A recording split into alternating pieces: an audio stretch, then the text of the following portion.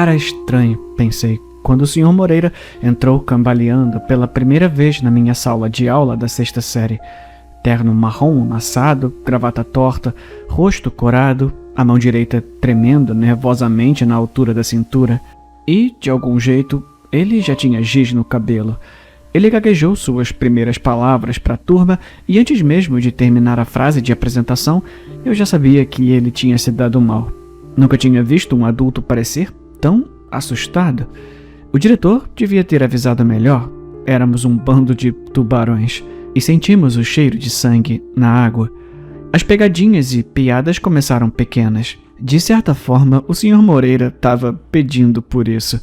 Ele estava tão despreparado, tão completamente perdido, que era impossível não tirar sarro. Uma atividade exigia que o Sr. Moreira desenhasse um relógio no quadro. A turma contava junto enquanto ele desenhava os números no mostrador circular. 1, 2, 3, 4... cada vez mais alto à medida que os números avançavam. E, quando chegamos ao 12, continuamos. 13, todos gritaram em uníssono.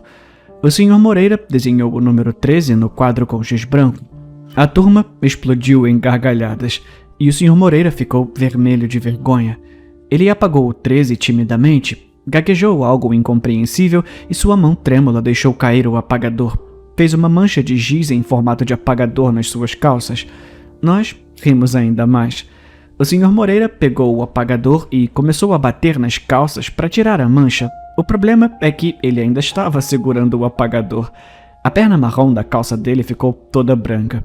As crianças riam tanto que algumas caíram das cadeiras. Foi nesse momento que senti pena do Sr. Moreira pela primeira vez. Só que eu não conseguia parar de rir junto com os outros.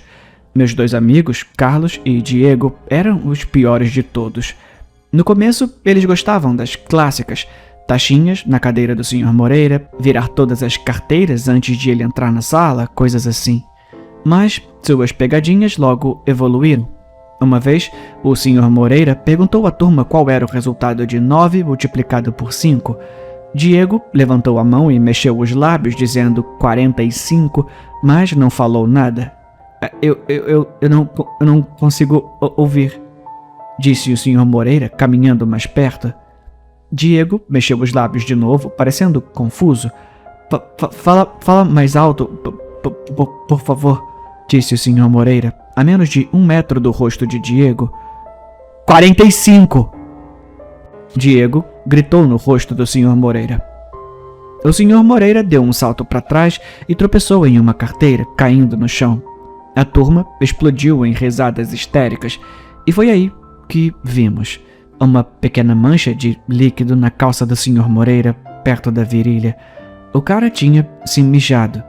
O Sr. Moreira se levantou rapidamente e saiu correndo da sala, mas não sem tropeçar mais uma vez. A classe estava em prantos de tanto rir. Todos menos eu.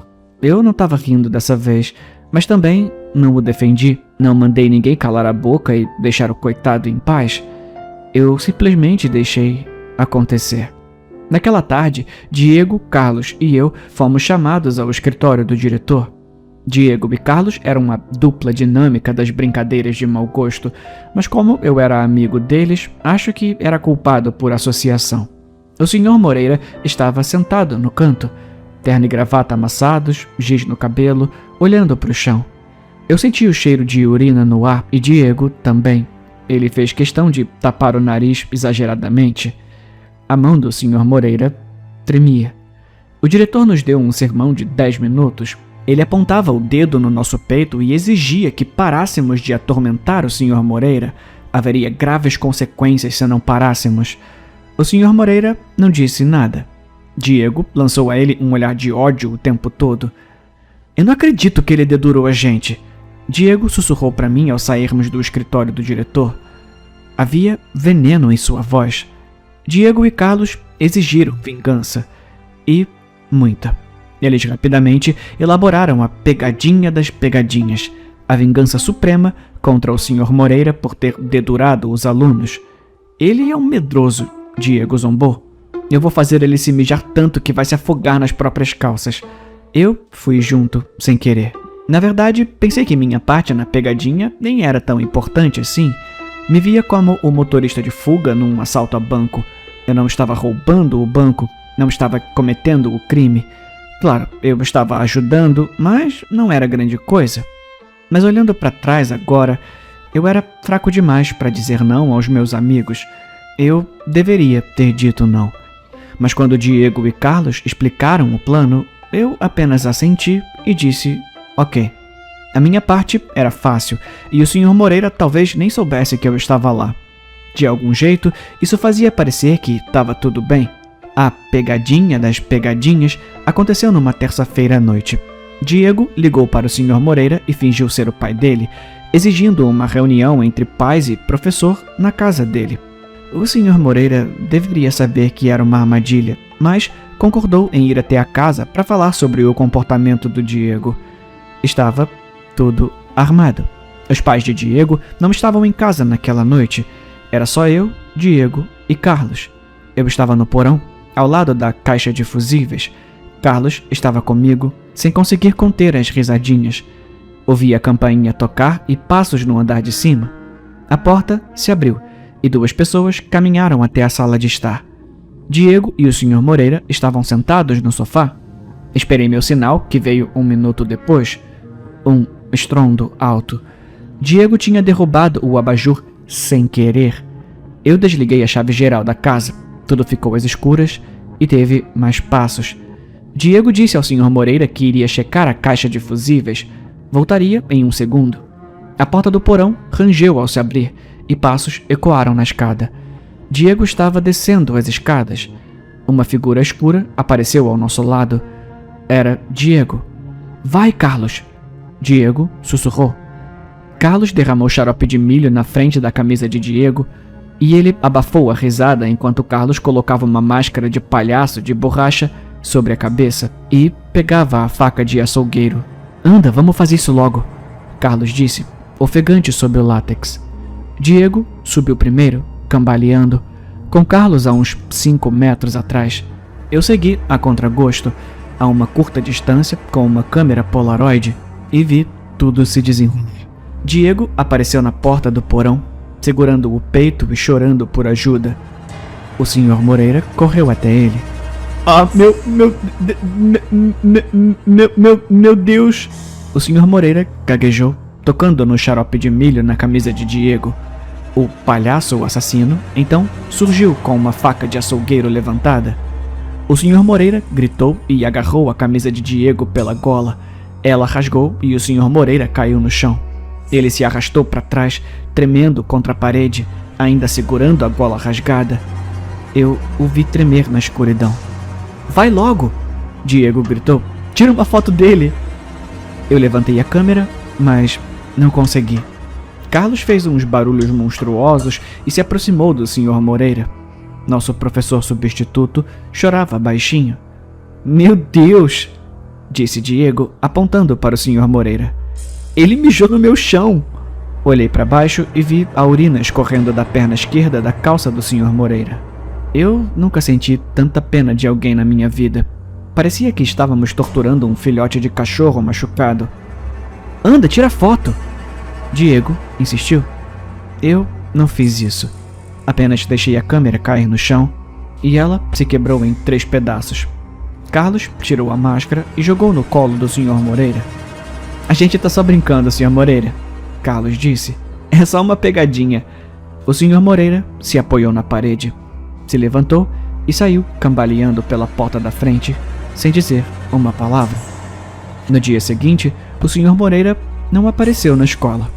Na verdade, ele nunca voltou. Nós esperávamos, todos os dias, que o diretor nos chamasse para prestar contas pela pegadinha, mas essa chamada nunca veio. Nossa turma recebeu um novo professor substituto e a vida na 6ª série seguiu em frente. 3 semanas depois, um pacote chegou para nossa turma. Era uma pilha de deveres de matemática que o Sr. Moreira havia corrigido, mas nunca nos entregou. O novo substituto distribuiu as folhas de exercício, todas cuidadosamente corrigidas e marcadas, mas as de Diego e Carlos não estavam corrigidas como as da turma. Não havia marcações nem correções. O Sr. Moreira tinha apenas escrito a mesma coisa em ambas com uma caneta vermelha e chamativa. Bom trabalho. Estou ansioso para ver mais de vocês em breve. Eu não recebi minha folha de volta. Procurei rapidamente no meu fichário e a encontrei, sem completar. Nunca fiquei tão feliz por ter esquecido de fazer meu dever de casa. Ah, que palhaçada! Diego resmungou. Ele amassou o papel e o jogou no chão. Carlos fez o mesmo. Eu guardei minha folha incompleta de volta no fichário e me perguntei o que o Sr. Moreira estaria fazendo naquele momento. Talvez estivesse sentado, sozinho, com a mão tremendo nervosamente ao lado e lágrimas escorrendo pelo rosto. Ou talvez estivesse afiando um machado. Eu estremeci, mas a imagem não saiu da minha mente. Coloquei a cabeça sobre o fichário e fechei os olhos. Desculpa, Sr. Moreira. Eu sussurrei para ninguém. Eu sinto muito, muito mesmo. Por anos, esperei pela vingança do Sr. Moreira. Achei que ele pularia de algum canto escuro na rua, ou imaginei ele colocando aquela máscara de palhaço e aparecendo aos pés da minha cama, com aquele machado que ele afiava nos meus devaneios, a mão direita tremendo como sempre, mas depois apertando o cabo de madeira. Ele crava um machado fundo no meu peito. Provavelmente eu mereceria isso, pelo que fizemos a ele, mas ele nunca veio. Eu cresci, terminei o colégio e depois a faculdade, casei e consegui um bom emprego. Diego e Carlos não tiveram tanta sorte. Diego estourou os 2 joelhos no colégio, perdendo sua bolsa de estudos no futebol. Cocaína virou seu remédio e escape. Ele ainda entrou na faculdade, mas abandonou depois de um semestre. Diego voltou para casa e começou a vender drogas no porão dos pais, até vender para um policial disfarçado. Resistiu à prisão, fugiu de carro com a namorada e bateu o carro em um poste. A namorada dele foi arremessada pelo para-brisa e morreu na hora. Meu amigo de infância agora está preso e os médicos dizem que ele nunca mais vai andar. Carlos se formou na faculdade e ficou noivo logo depois. 2 meses depois, a sua esposa foi diagnosticada com esclerose múltipla. Com dívidas médicas, Carlos desviou o dinheiro da empresa e foi imediatamente pego. Semanas depois, sua filha foi esmagada por um móvel em casa. Ela sobreviveu, mas ficou paralisada do pescoço para baixo. Carlos fez um seguro de vida enorme e se jogou de um prédio. Recentemente, recebi uma carta de Diego. Ele tem lido muito na prisão. Livros sobre feitiços e bruxaria. Ele está convencido de que o Sr. Moreira usou táticas sobrenaturais para se vingar dele e de Carlos. O Moreira amaldiçoou a gente, Diego escreveu. Ele saiu da minha casa naquela noite com um pedaço da minha camisa e a máscara do Carlos. Se alguém tem um objeto seu, pode usar bruxaria para lançar uma maldição. Isso explica por que você tá bem. A minha vida é uma merda e o Carlos tá morto. Pensa nisso. Eu pensei nisso e achei besteira. Uma semana depois, eu vi o Sr. Moreira em um bar, a quilômetros de distância numa estrada rural, ou pelo menos achei que era ele. Ele estava afundado em uma cabine no canto, meio apagado, completamente bêbado. Ainda vestia aquele terno marrom surrado, mas parecia ter envelhecido uns 40 anos. A sua mão direita ainda tremia ansiosamente na mesa. Eu vi o homem se levantar e cambalear em direção à porta. Era o mesmo andar desajeitado de um professor substituto, nervoso de 20 anos atrás. Eu o segui para fora. Era uma noite com muito vento. Acendi um cigarro e observei com curiosidade o homem, que se encostava na parede e tentava acender o próprio cigarro. Ele lutava para manter o isqueiro aceso contra a ventania. A chama se apagava. Eu me aproximei e ofereci o meu isqueiro. Acendeu na hora. A fumaça subiu do cigarro do homem. Ficamos em silêncio, fumando por alguns minutos. Finalmente, perguntei: "Você já foi professor substituto de uma turma da 6ª série?" A cabeça do homem congelou. Seus olhos ficaram fixos à frente, sem me encarar. Ele inalou profundamente o cigarro. "Você é o Sr. Moreira?" Perguntei devagar. Olhei nos olhos dele, mas o homem não olhou para mim. Não disse nada. Por um momento, duvidei que fosse ele. Olhei para longe. "Eu só queria dizer que eu sinto muito", eu disse. Caminhei uns 20 metros quando o homem me chamou. Obrigado pelo fogo. Sentei no meu carro no estacionamento, apenas observando o homem lá fora. Pensei no passado e nas coisas horríveis que fizemos ao Sr. Moreira. Pensei em Diego e Carlos e como suas vidas se tornaram um lixo. E então a carta de Diego apareceu na minha cabeça. Se alguém tem um objeto seu, pode usar bruxaria para lançar uma maldição. Eu bati os bolsos da calça, pensando sobre aquilo. Bati no bolso do meu moletom. Moreira nos amaldiçoou. Bati os bolsos da calça de novo e finalmente o senti. Não tinha sentido da primeira... Eu não tinha sentido da primeira vez. O isqueiro. Graças a Deus. Eu o tirei do bolso e estudei por um momento para ter certeza de que era meu e soltei o ar, devagar. Eu sorri para mim mesmo e balancei a cabeça. Eu estava sendo estúpido. Não existe esse negócio de maldições. Diego e Carlos foram vítimas de escolhas horríveis e azar. Bruxaria não existe. Eu examinei o isqueiro, girando-o na mão. Por um momento, desejei que a bruxaria fosse real. Se aquele homem lá fora era o Sr. Moreira, ele merecia a chance de arruinar a minha vida. Pensei em sair e colocar o isqueiro na mão dele, mas em vez disso, dei um sorriso e o guardei no bolso. Eu estava sendo ridículo. O homem lá fora estava tropeçando pela estrada. Ele estava perseguindo algo pela rua. Uma bituca de cigarro minúscula. A minha bituca de cigarro. Aquela que eu tinha acabado de fumar. O vento a ergueu e ela foi levada pela estrada escura e deserta. O homem mancava atrás dela, com a mão tremendo na altura da cintura. Que cara estranho.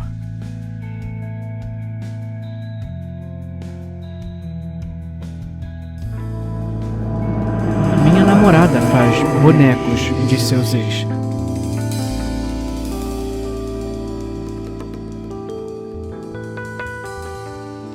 Eu cometi o erro de olhar no armário da minha namorada um dia. Foi quando eu encontrei as bonequinhas assustadoras feitas à mão.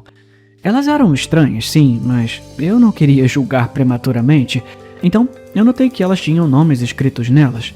Nomes de seus ex-namorados. Isso me colocou em uma posição meio difícil. Eu realmente não me importava com aqueles caras que namoraram Becca antes de mim. Eles provavelmente eram idiotas de qualquer maneira. Talvez ela tivesse algum ressentimento em relação a eles. Ela tinha direito a isso. Esses bonecos, no entanto, claramente tinham sido esfaqueados, queimados, torcidos e rasgados de todas as maneiras. Isso começou a me incomodar cada vez mais. As coisas estavam ficando bem sérias. Eu conheci os pais dela, jantamos na casa deles. Se eu ia ser o parceiro da vida de Becca, precisávamos falar sobre os bonecos. Eu trouxe isso à tona em uma noite tranquila. Ela ficou na defensiva imediatamente. "O que você estava fazendo mexendo nas minhas coisas?" ela gritou. Era um assunto delicado, mas eu mantive a calma e expliquei meu ponto de vista. Eu não estava acusando ela de nada, eu não estava julgando, eu só estava perguntando porque estava curioso. Ela se acalmou depois do seu desabafo inicial e eventualmente ela se abriu. "São efígies", ela explicou.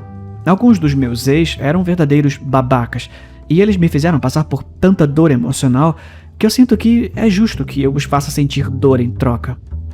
Eu tremi. A minha avó me ensinou a fazê-los. Tudo que eu preciso é de uma mecha do cabelo deles. E eu posso fazer a efígie e realizar o ritual para ligá-la aos seus corpos. Então, quando eu machuco a boneca, eu machuco a pessoa. Eu fiz mais algumas perguntas, mas não consegui mais segurar meus pensamentos. "Olha, é terrível que esses homens tenham machucado você. Eu entendo. Mas isso não torna certo você fazer esse tipo de maluquice." A expressão dela caiu e seu rosto se contorceu de raiva. Então ela gritou comigo. Como eu ousava dizer isso? Nós nos aprofundamos em uma discussão acalorada. "Você está machucando outras pessoas para se sentir melhor. Isso é o que crianças fazem." Então ela jogou um livro na minha cabeça. Eu acabei correndo para fora de casa, então Fui para minha casa e prontamente bebi meia garrafa de uísque para afogar meus sentimentos. Então, esperei o inevitável acontecer. Na manhã seguinte, ouvi a notícia. O pai da pobre Becca morreu de um ataque cardíaco. Fiquei triste que ele tivesse que morrer, mas isso tinha que ser feito. Ela precisava aprender uma lição. Você não deve machucar as pessoas só porque elas machucaram você. Então, não tire secretamente um pedaço do cabelo do seu namorado caso as coisas deem errado. E, mesmo se você fizer isso, não esconda em um lugar tão óbvio.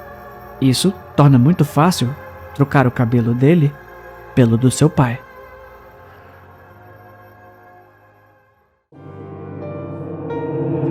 Vou às reuniões dos alcoólicos anônimos para encontrar a minha filha. Toda segunda-feira à noite, eu me sento do lado de fora no estacionamento onde acontecem as reuniões locais do AA, rezando para que a minha filha, um dia, possa sair. Sam era uma criança inteligente e bem comportada, com um futuro brilhante. Ela poderia ter feito coisas maravilhosas com sua vida. Seu pai morreu quando ela tinha apenas 16 anos. Ela se fechou, começou a reprovar em todas as aulas e a andar com as pessoas erradas. Eu a peguei bebendo e fumando maconha com eles. Quando ela fez 17 anos, ela abandonou a escola e fugiu de casa. 6 meses depois, ela voltou para casa, me dizendo que queria voltar. Ela cheirava a bebida e estava indisposta. Eu a aceitei de volta, pensando que ela só precisava do amor de sua mãe para descobrir as coisas. Depois de apenas um mês de volta à minha vida, eu voltava para casa e a encontrava bêbada todos os dias. A gota d'água foi quando encontrei um saquinho de analgésicos em sua gaveta. Dei a ela um ultimato: ir para a reabilitação ou ir embora. Ela foi embora naquela noite. Ela voltou algumas vezes, implorando para que eu a deixasse morar na casa novamente, prometendo que iria para a reabilitação. Mas eu ainda voltava para casa e a encontrava bêbada ou drogada com sabe-se lá o que, e tinha que expulsá-la. 5 anos atrás, foi a última vez que ela veio para casa.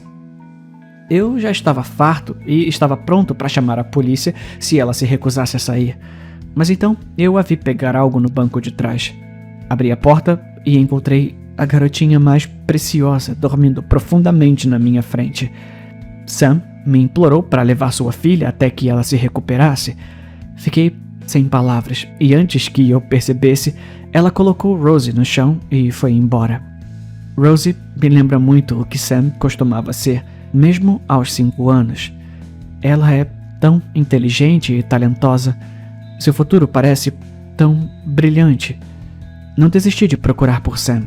Ela ligou antes, pedindo para falar com Rosie, mas quando eu ouvi as palavras arrastadas do outro lado da linha, eu desliguei. Parte de mim ainda acha que ela vai se recompor e tentar estar na vida de Rosie. Então, hoje à noite, finalmente a vi. Para minha surpresa, ela parecia sóbria. Ela realmente estava tentando colocar a sua vida em ordem. Corri atrás dela quando ela entrou no carro. Eu não sabia o que dizer. Decidi que era melhor não dizer nada. Nossos olhos se encontraram pouco antes de eu bater a sua cabeça no volante, deixando-a inconsciente. Eu não posso arriscar que Sam volte para a vida de Rosie. Não quando o futuro dela é tão brilhante. Ela é a minha segunda chance. Eu teria que descobrir a melhor maneira de contar a Rosie que a sua mãe teve uma overdose. Eu mergulhei a agulha em sua veia e observei até que sua respiração diminuísse.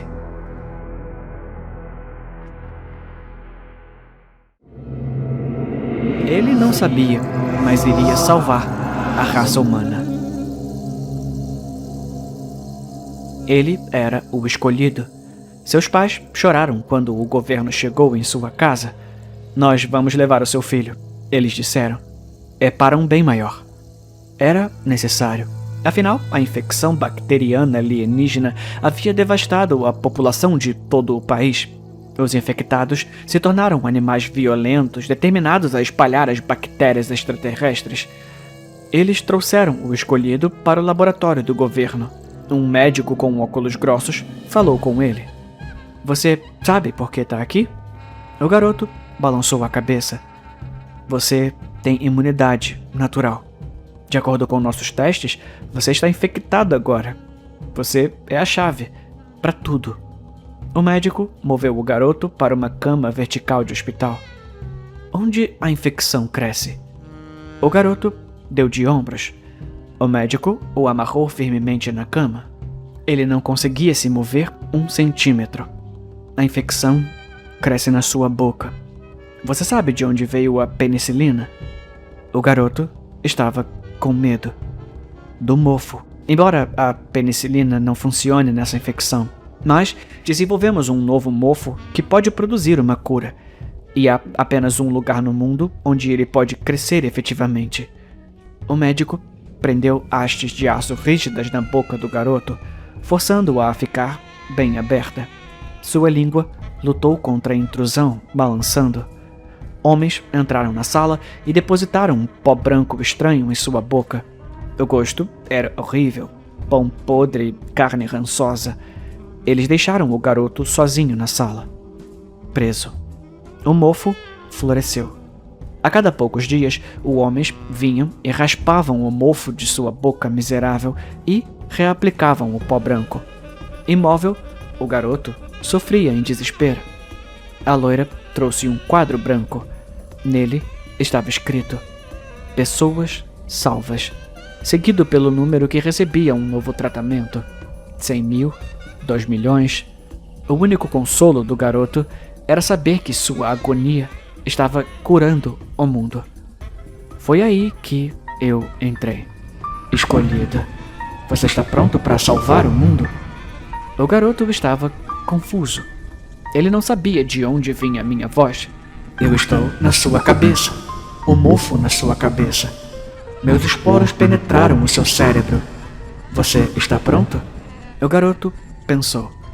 Pronto para quê? O próximo estágio da evolução humana. Percebe? Os humanos são maus. Eles nunca superarão o ódio que sentem um pelo outro. Podemos acabar com isso. Meus esporos estão em milhões de pessoas. Eles sofreram mutação como infecção. Você pode controlar todos eles quando eu nos conectar à mente coletiva. E o que acontecerá com todas essas pessoas? Os indivíduos morrerão. O coletivo tomará conta. O garoto olhou para o número de pessoas que ele salvou no quadro branco. Não, obrigado. Mas essas pessoas são a razão pela qual você está sofrendo. Você não quer se vingar delas? Eu só quero que elas vivam. O escolhido e idiota. Eu queria que você fizesse parte disso, mas eu só preciso do seu corpo para essa próxima parte. Eu me conectei com meus irmãos. O garoto e milhões de outros estavam mortos em 1 milissegundo. Hora da próxima fase da raça humana.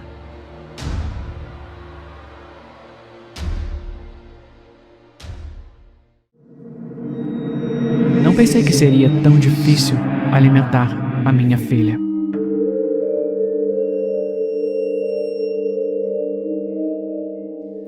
Achei que a parte mais difícil do apocalipse seria matar pessoas. Quando chega a hora da verdade, acontece que assassinato não é tão difícil. Uma bala na cabeça é uma bênção comparada ao que te espera lá fora no deserto. Não, a parte mais difícil do apocalipse é encontrar algo para comer. Quando a sociedade caiu e os monstros conquistaram o planeta, toda a comida disponível foi arrebatada por uma pequena porcentagem de aproveitadores. Por causa disso, existem apenas 3 maneiras de conseguir comida: procurar por ela, matar por ela ou negociar por ela, de um dos muitos bandidos que estocaram antes que as coisas dessem errado. Eu estava falando com um desses bandidos agora. Não te vejo há um tempo, disse a administradora. Como está a pequena Lily? Lily espiou por trás de mim e acenou educadamente. Esperamos que você tenha comida, eu disse. Eu tenho, se você tiver algo para trocar por ela. A administradora sorriu.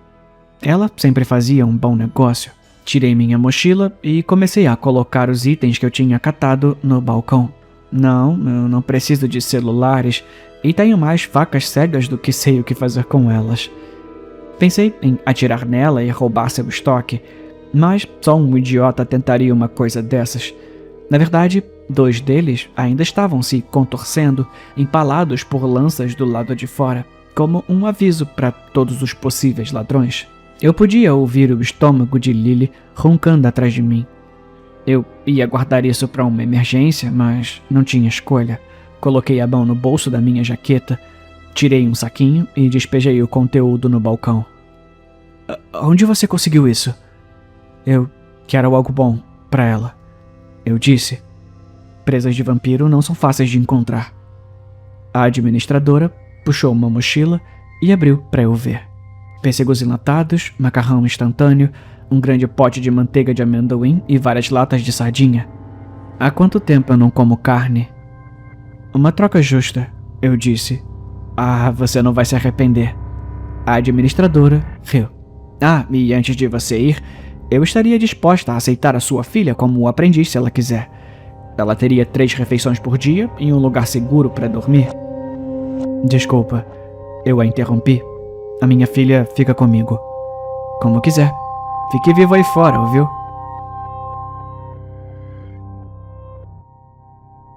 A administradora pegou as presas de vampiro e recuou para o seu covil. Lá dentro, os gritos podiam ser ouvidos, ecoando nos tijolos velhos. Ela parou em um garoto que estava acorrentado à parede. Ele não podia ter mais que 17 anos. Você vai servir, ela disse, puxando um alicate enferrujado. Ela arrancou alguns dentes, deixando a boca dele ensanguentada. Então, ela enfiou as presas de vampiro em suas gengivas e, para a surpresa do garoto, elas grudaram. O que você fez? O garoto gritou. Eu prefiro muito mais fazer monstros desse jeito, disse a administradora. É muito mais fácil do que da primeira vez que fiz.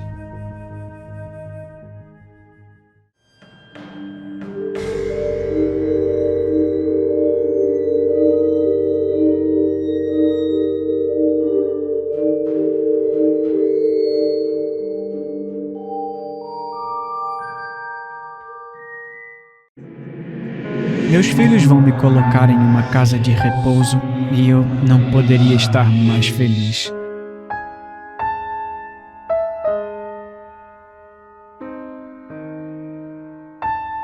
Fiz 77 anos ontem, um aniversário que comemorei sem bolo e sem companhia.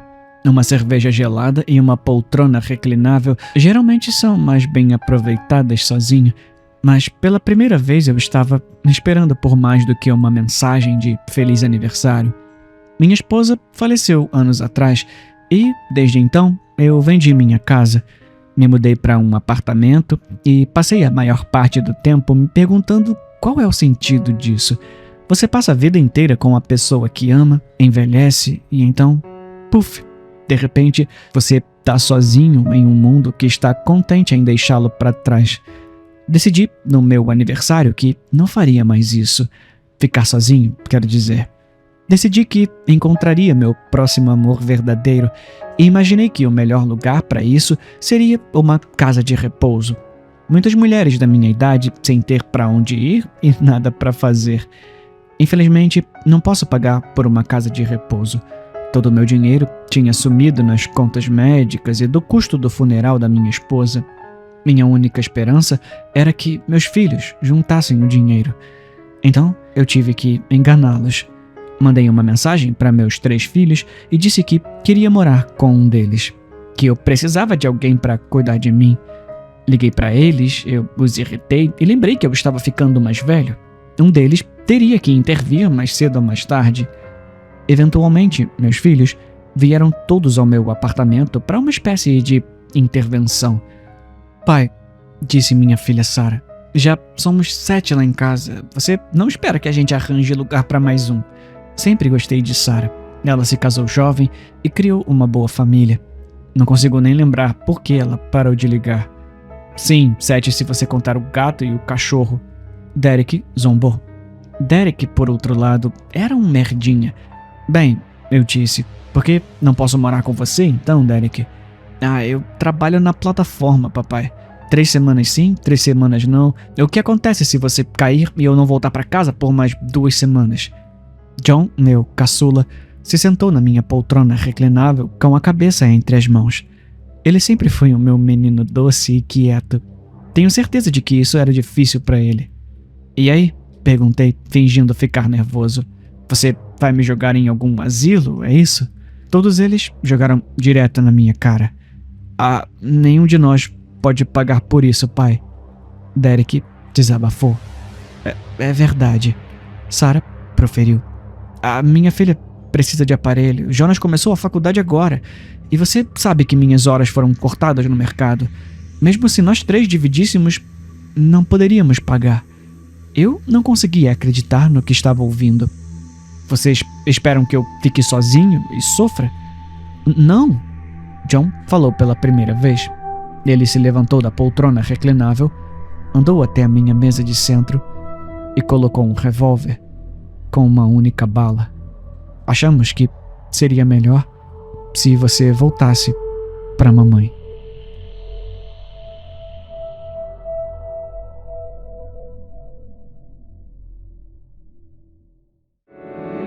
Eu tô começando a suspeitar que nosso bebê não é meu.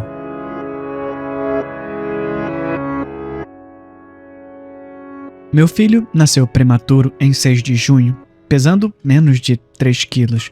O parto foi bem, pelo menos, mas quando o colocaram nos braços da minha esposa, algo parecia errado. Meu filho era diferente, não como eu, quero dizer. Eu não me via no meu filho. Sua pele era pálida, seu pequeno tufo de cabelo preto azeviche, e algo nele me dava arrepios. Quando o vi pela primeira vez, um pensamento terrível passou pela minha cabeça. E se ele não for seu filho? Talvez todos os pais tenham pensamentos intrusivos como esse. Minha esposa e eu tivemos nossa cota de problemas. Que casal não tem? Mas nunca em 1 milhão de anos eu suspeitaria que ela estava me traindo. Até que vi os olhos azuis brilhantes do meu filho. Minha esposa e eu temos olhos castanhos. E eu não sou biólogo, mas meu entendimento é que nosso filho quase certamente deveria ter olhos castanhos também. Comentei isso com minha esposa, tomando cuidado para não soar muito como uma acusação. Ah, ele é apenas um bebê, minha esposa disse. Os olhos escurecem quando é exposto à luz do sol, todo mundo sabe disso. Uma desculpa tão boa quanto qualquer outra, eu acho. Eu não sou inteligente o suficiente para saber se é verdade, ou apenas uma história da carochinha. Depois da nossa conversa, minha esposa começou a ser muito mais afetuosa. Ela até começou a iniciar o sexo com mais frequência, e eu tô um pouco envergonhado de admitir que era mais quente do que o nosso amor habitual e comum. Não que eu seja de reclamar, mas parecia fora do comum e só me deixou mais desconfiado de que algo estava errado. Como se talvez ela estivesse tentando me manter distraído e pacificado. Eu amo minha esposa, então tentei o meu melhor para enterrar minhas suspeitas, mas, como sementes, elas só cresceram. 1 mês se passou, depois 1 ano, e os olhos do meu filho ainda estavam azuis como mirtilo. Eu não aguentava mais. Eu tinha que ter certeza se estava criando um bastardo ou não. Saí para o trabalho naquela manhã como se nada estivesse errado. Só que eu não iria trabalhar. Liguei dizendo que estava doente na noite anterior. Em vez disso, fui a um centro médico com um pequeno saquinho de cabelos de cada um de nós. Eu ia fazer um teste de DNA e acabar com minhas dúvidas de uma vez por todas. Temos os resultados, Jack. Eu esperei pacientemente enquanto o doutor folheava os resultados várias vezes. Fala logo, não me deixa mais tenso, doutor. Não, eu sinto muito, mas é que o garoto não compartilha nada do seu DNA. Eu me senti como se eu tivesse levado uma marreta no estômago. Merda. Eu tentei não me hiperventilar. Pelo menos, agora eu sei. É estranho, disse o doutor. Estranho? O quê? Que ela me traiu? Não, o DNA da mãe está lá, mas o outro DNA, a outra metade do seu filho, eu não entendo o que eu tô vendo. Eu simplesmente não entendo. O que você tá dizendo, doutor? É que não é humano. Samantha está no bar novamente. Inclino a cabeça para trás, terminando os últimos goles da minha vodka com Sprite. Era um dia quente fora de época e a bebida gelada parecia êxtase nos meus lábios. Eu vou querer outro, digo ao barman enquanto ele passa. Na verdade, pode mandar um duplo. Verifico meu telefone e vejo 4 chamadas perdidas de Scott. Eu vou lidar com isso mais tarde. Um homem bonito entra no bar. Ele usa um terno justo e cheira a colônia cara ao passar. Fazemos contato visual por um breve momento e ele segura meu olhar, me deixando saber que está interessado. Me deixa fantasiar sobre viver uma vida de solteira novamente, de não estar amarrada. Mas quando olho para o anel em meu dedo, sou rapidamente puxada de volta à realidade. Meu telefone toca mais uma vez. Ignoro a ligação, mas decido fechar minha conta. Há quanto tempo eu tô aqui? 15 minutos no máximo, com certeza. Eu vasculho minha bolsa, procurando minhas chaves. Pego-as, mas as deixo cair desajeitadamente no chão. Ok, talvez tenham se passado mais de 20 minutos. Outro telefonema. Desta vez, eu atendo. Samantha, meu Deus, eu tô tentando falar com você há horas. O meu telefone tava no silencioso. Eu tô no parque. Eu consigo ver a sua localização. Você tá na porra do bar de novo. Merda. Eu pensei que tinha desligado. Eu só precisava pegar a minha identidade, que eu esqueci aqui no último fim de semana. Calma. Eu verifiquei a sua localização há 2 horas. Não mente pra mim, porra. 2 horas? Eu olho pro meu relógio e meu coração afunda. Meu Deus. Eu poderia jurar que tinha acabado de chegar aqui. Eu corro em direção à porta. Eu tenho que ir, Scott. Eu arrombo a porta e grito de horror, enquanto a polícia cerca o meu carro. Meu telefone cai no chão e eu ainda ouço o Scott gritando do outro lado da linha. Samantha, meu Deus, me diz que a Claire não tá com você. Lágrimas começam a rolar pelos meus olhos, enquanto um policial quebra a janela do meu banco de trás. Eu não pensei que tinha passado tanto tempo. Eu pensei que ela ficaria bem. Eu ajoelho e grito. Scott ainda grita do outro lado da linha, enquanto eu vejo o policial se inclinar e puxar o corpo pequeno e mole de Claire do assento do carro.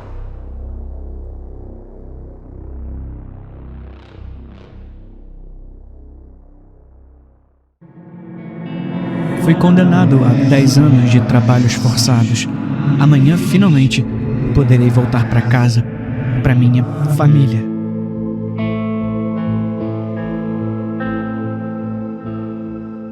O homem enxugou o suor que ardia em seus olhos, seus dedos deixando rastros na poeira vermelho ferrugem que cobria sua pele. Os sóis gêmeos da colônia penal 49 batiam como os olhos de um abutre acima dele, sem piscar, implacáveis. Suas costas gritavam a cada golpe do martelo, mas ele continuou. Dia 3649, ele disse a si mesmo, mais um dia mais perto da liberdade. De volta à cela, ele se ajoelhou diante da parede, entalhando um arranhão na pedra. A marcha das marcas de contagem se estendia em direção ao chão. Ele fechou os olhos e se agarrou às memórias que o mantiveram vivo todos esses anos.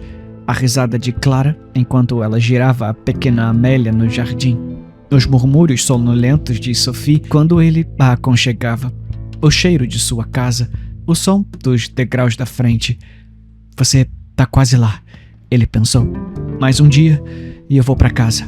O crime que o havia enviado aqui, um cartão de racionamento roubado para alimentar suas filhas, parecia ter acontecido há uma vida. Ele passou 10 anos trabalhando sob esses sóis, a culpa o corroendo, seu corpo se quebrando, mas ele havia suportado por elas, pelo seu lar. Na manhã de sua libertação, ele estava nos portões da colônia, uma mochila gasta pendurada no ombro, seu cabelo grisalho e rosto envelhecido carregavam o peso de uma década de trabalho. mas seus olhos ardiam de antecipação. Ele logo veria Clara esperando no cais, seus braços abertos. Ele a seguraria novamente. Ele veria suas meninas. 2 guardas se aproximaram, suas viseiras pretas refletindo o horizonte árido. Um entregou a ele um datapad, formulário de liberação penitenciária. O bloco começava. Data da sentença, 2/2/2087. Uma data gravada para sempre em sua memória. Seus olhos deslizam mais para baixo no bloco. Data de lançamento, 2/2/2315. Sua respiração ficou presa na garganta. Ele franziu a testa. O que é isso?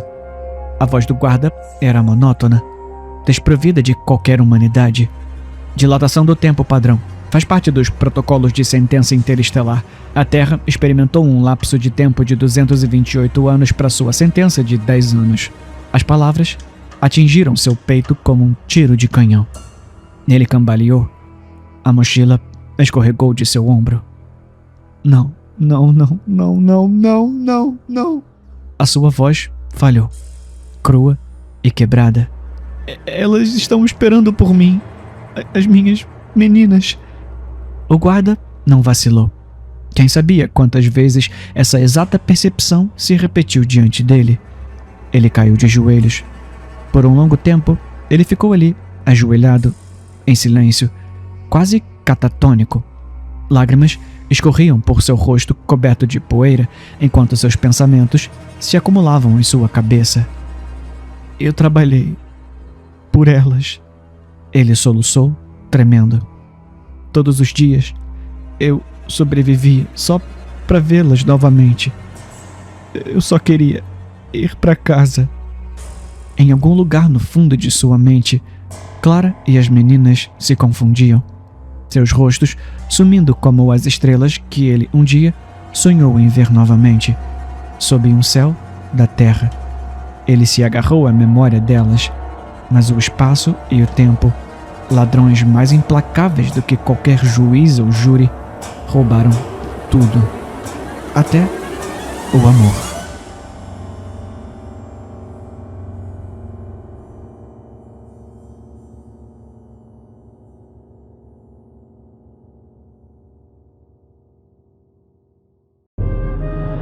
Não me faça perguntas. Eu não posso contar mentiras. Entrevista gravada em 12/12/2010. Eu não quero estar aqui. Por favor, me deixe embora. Essa entrevista está sendo gravada, tá? Eu sou o detetive Garvey. Qual o seu nome completo? Eu não tenho nome. Você não tem nome? Não. Ok, você foi encontrado em um quarto com 4 vítimas. Elas eram suas amigas? Não. Então, por que eles estavam com você naquele sótão? Para fazer perguntas. Perguntas? Tá, tudo bem. Me dá um exemplo.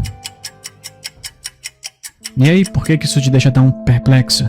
Você pediu um exemplo. Isso é uma afirmação, não é uma pergunta. Ai, meu Deus, tá bom. Posso ter um exemplo dessas perguntas que eles fizeram a você? Ah, então, o que há? O quê? Que tipo de pergunta é essa? A última pergunta que eles fizeram antes de... Sim, eles acabaram todos mortos. Por que eles vieram te fazer perguntas?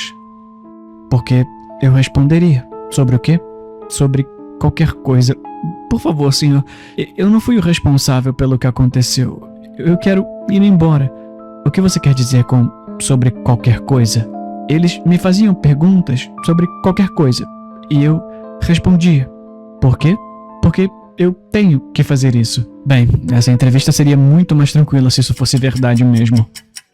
Ah, então, o que você é? É um guru? Oráculo de Delfos, não é? Não. Bom, você não poderia me dizer os números da loteria da semana que vem, poderia?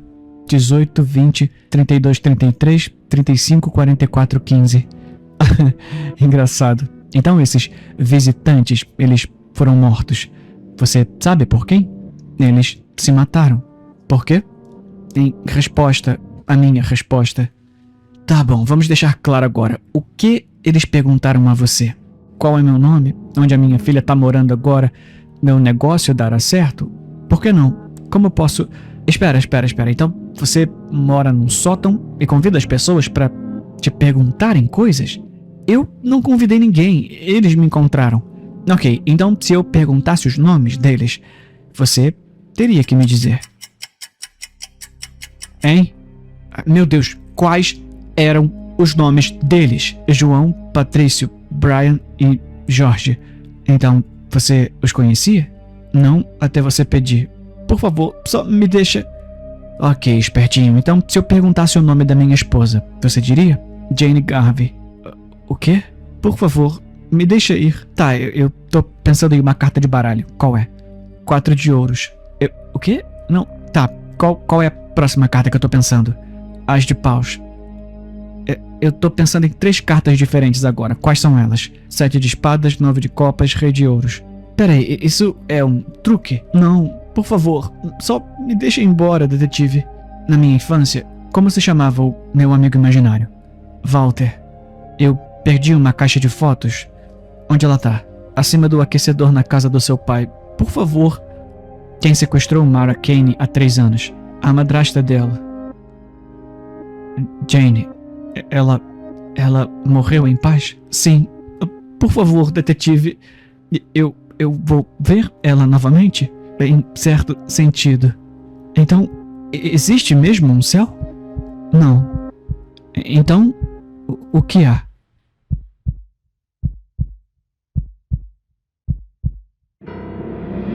Eu estava me sentindo perdida e sozinha, então entrei para um clube de tricô. Oi, querida, eu disse, erguendo os olhos do meu tricô. As meninas vieram, se não tiver problema.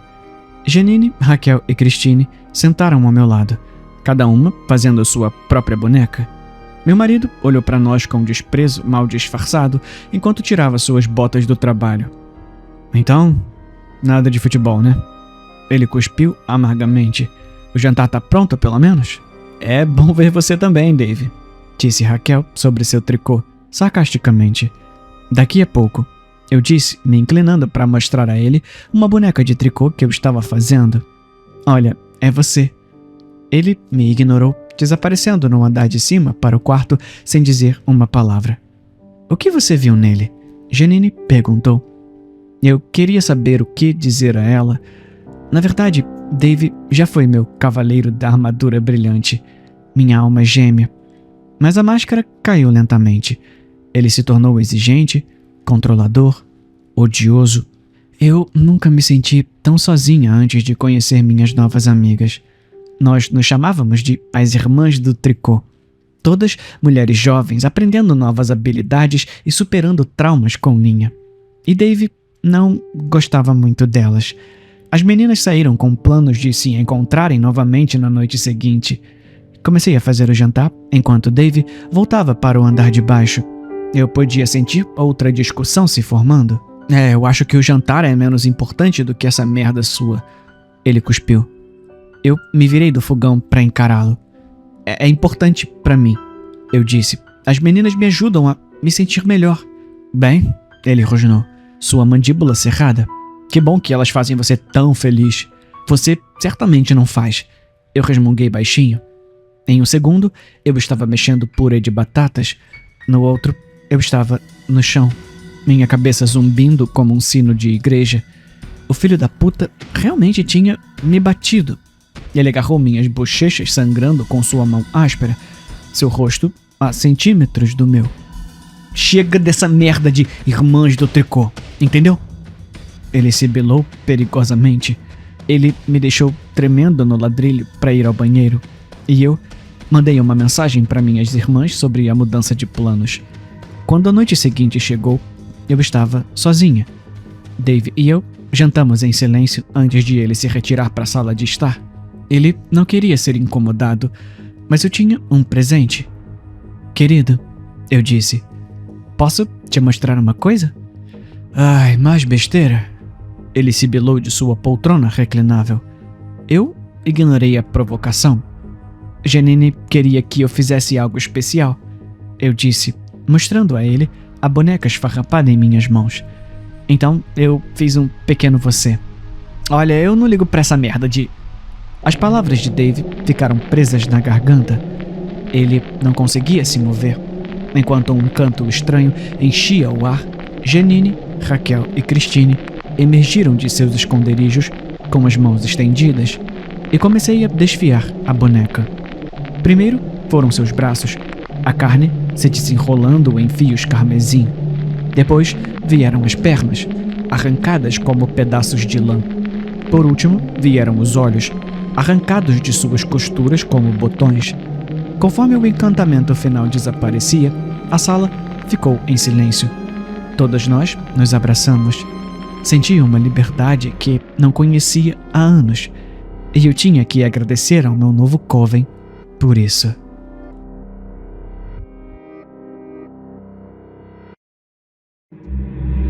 Eu morri por 6 minutos em 2003. O céu não é o que pensamos que é.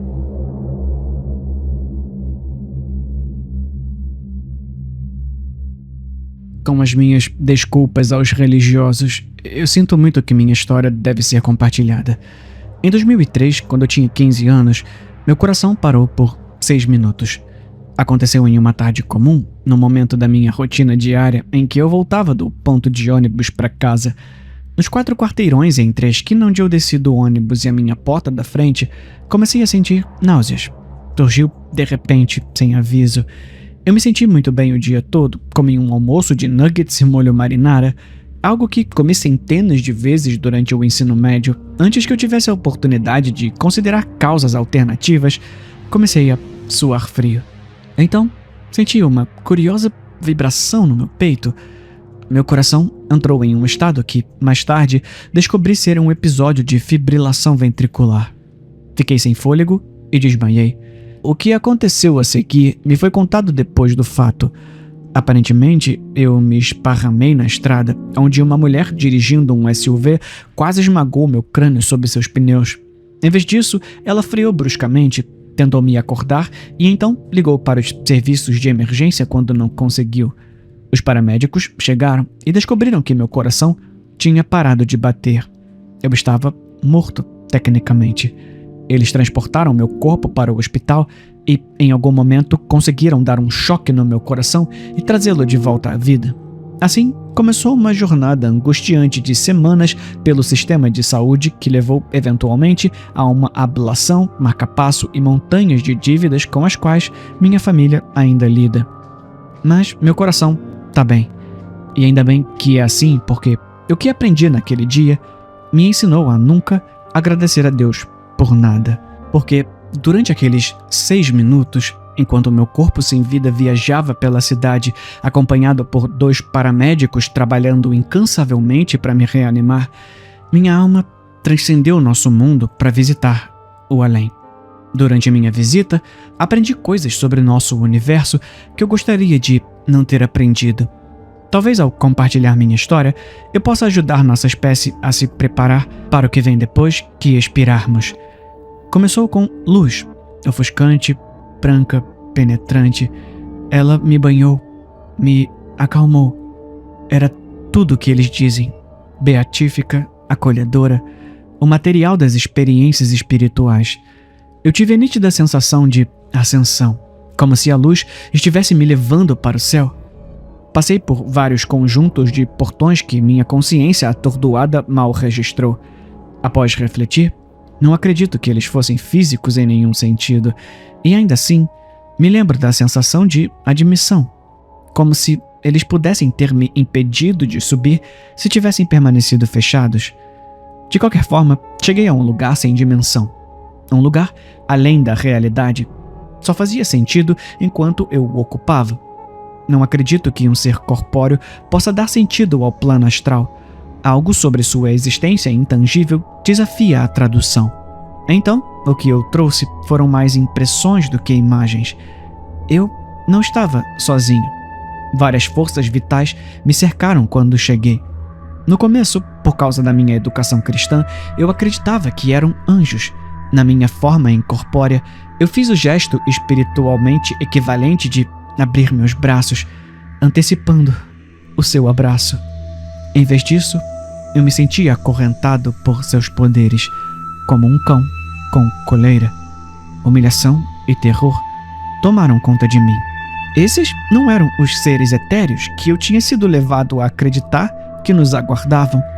Esses eram senhores cruéis e antipáticos pelos quais eu estava acorrentado. Por que, pensei, minha alma lamentando como uma criança petulante? Algo como riso retornou, mas era frio, zombeteiro. Pensamentos flutuavam em minha consciência como pássaros voando para dentro e para fora da vista. Eles entregaram algumas verdades horripilantes sobre a existência que farei o meu melhor para transmitir a você agora.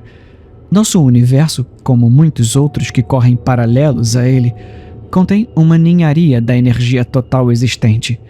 É uma fazenda usada para produzir almas, que só surgem nas condições precisas encontradas em nosso cosmos.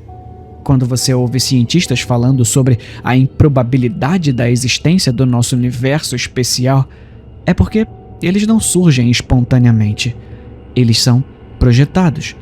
E as mãos que os criam não são deuses benevolentes, mas seres vorazes com pouco cuidado com as criaturas que criam.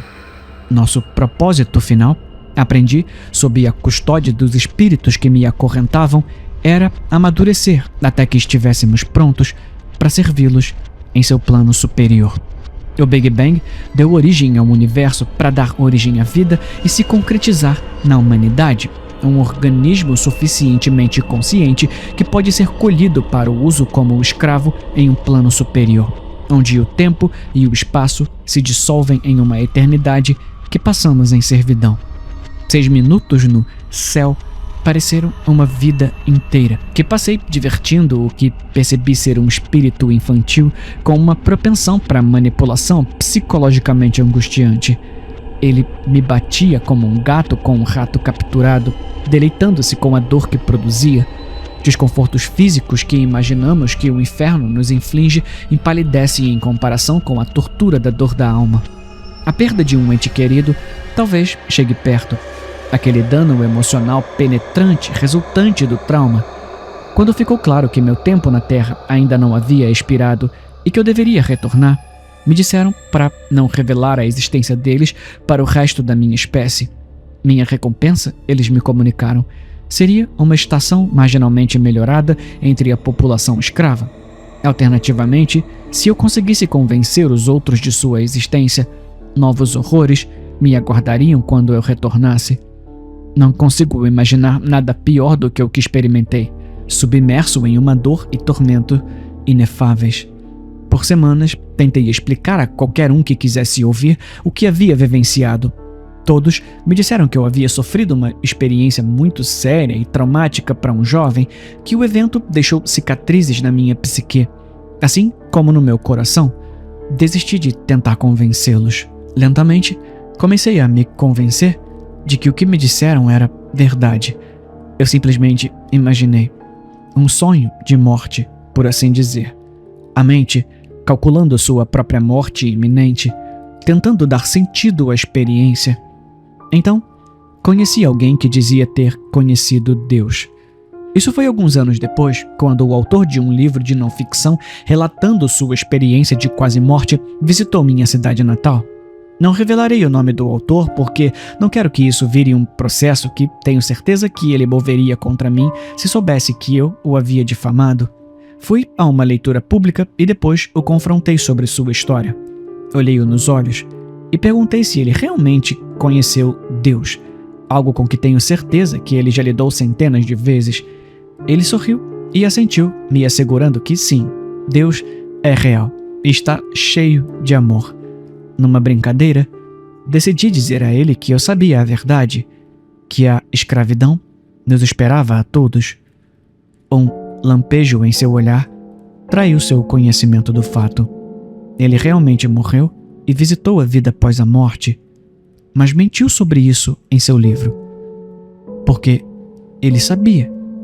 Ele conhecia a verdade do céu, o lugar horrível para onde nossas almas estão destinadas a ir.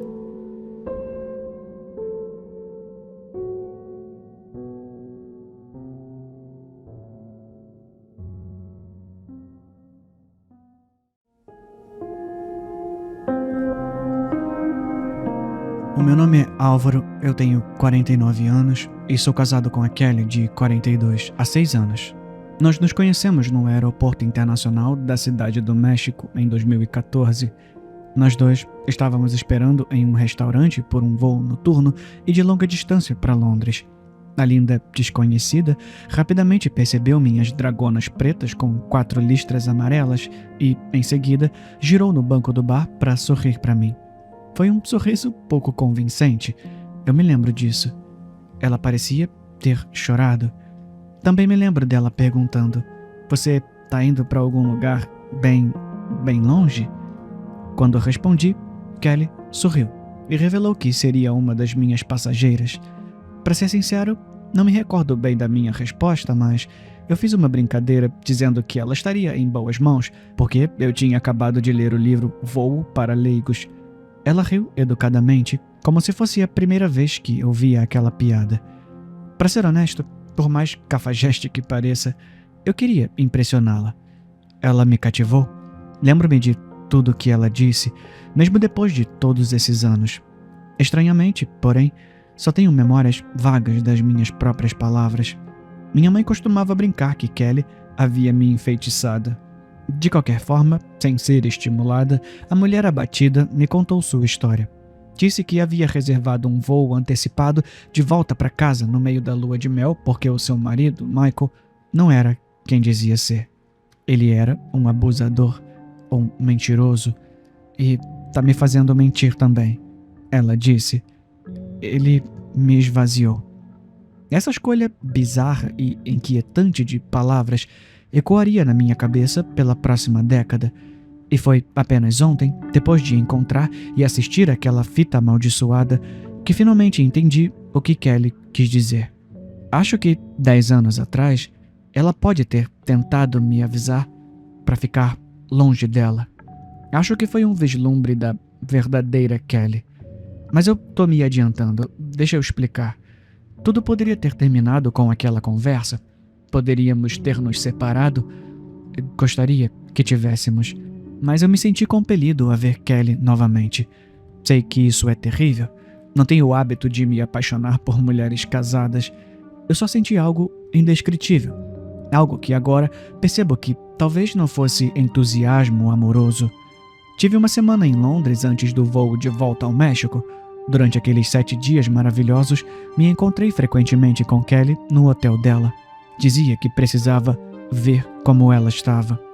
Ela estava com muito medo de voltar para sua cidade natal, em Cambridge, porque acreditava que Michael a estaria esperando, e ignorava meus apelos para denunciar tudo à polícia, o que, admito, já parecia estranho na época. Rapidamente criamos um vínculo, e as coisas não terminaram quando eu voltei ao México. Eu visitava Kelly toda vez que voava para a Inglaterra. Depois que ela se mudou para Brighton, um mês depois, comecei a pegar o trem até o novo apartamento dela. Acredite ou não, uma vez peguei um voo de curta distância de Paris até Londres só para vê-la. Um ano depois, quando o nosso relacionamento inevitavelmente se tornou algo mais sério, eu já tinha tomado minha decisão. Queria me mudar para a Inglaterra para ficar com ela. Estava treinando para me tornar técnico aeroportuário e consegui um emprego em Heathrow no final de 2015. No início de 2017, Kelly e eu compramos uma casa juntos. Em 2018, nos casamos. Obviamente, eu tô acelerando os detalhes do nosso relacionamento porque você não quer ouvir uma história de amor, certo? Eu tô aqui para contar o que encontrei ontem de manhã, enquanto organizava um armário. A confusão de quinquilharias da Kelly, como costumo chamar, desabou da porta aberta e caiu sobre os meus pés. Um lembrete gritante de que fins de semana não deveriam ser desperdiçados com tarefas domésticas. Se eu estivesse relaxando no sofá, talvez não tivesse descoberto o que descobri. Talvez Kelly tivesse descartado suas próprias tralhas e nós teríamos vivido felizes por 50 anos juntos. Mas fui eu quem mergulhou naquela bagunça de pertences esquecidos. E o que chamou minha atenção foi uma filmadora que veio deslizando no topo da pilha de lixo e caiu aos meus pés. Eu peguei o aparelho e ri. Sabia que Kelly e eu éramos velhos, mas não tão velhos assim. Eu não fazia ideia de que ela tinha uma relíquia dessas. E, obviamente, a curiosidade falou mais alto. Quem não gostaria de verificar o conteúdo de uma fita empoeirada do cônjuge guardada há décadas? Ao conectar o dispositivo para carregá-lo, apareceu uma mensagem de erro na tela antiga. Achei que tinha sido frustrado pela degradação da fita ou do hardware, mas, infelizmente, consertei tudo ao limpar a sujeira do compartimento da fita. Depois, rebobinei a gravação e pressionei o botão de play. O texto branco pixelado dizia 10/09/2014. E logo percebi que era uma semana antes de eu conhecer a minha esposa. Tudo se encaixou horrivelmente quando Kelly saiu do banheiro do hotel vestindo a lingerie de casamento. Eu percebi que tipo de gravação eu tinha encontrado. Não pensem mal de mim por assistir. Não foi por isso que eu assisti.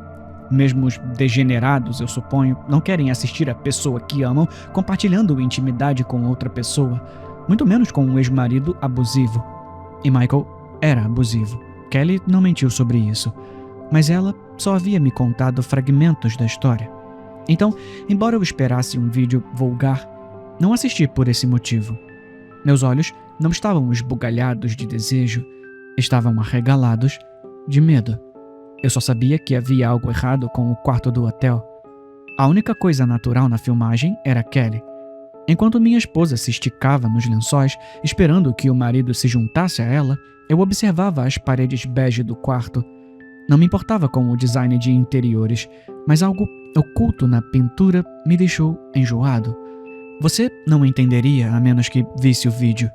Depois, algo dentro de mim começou a doer, como uma enxaqueca se formando atrás dos olhos, mas não era isso.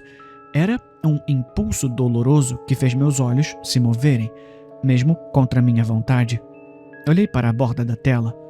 Procurava algo que estava além do quadro do vídeo e da visão da Kelly.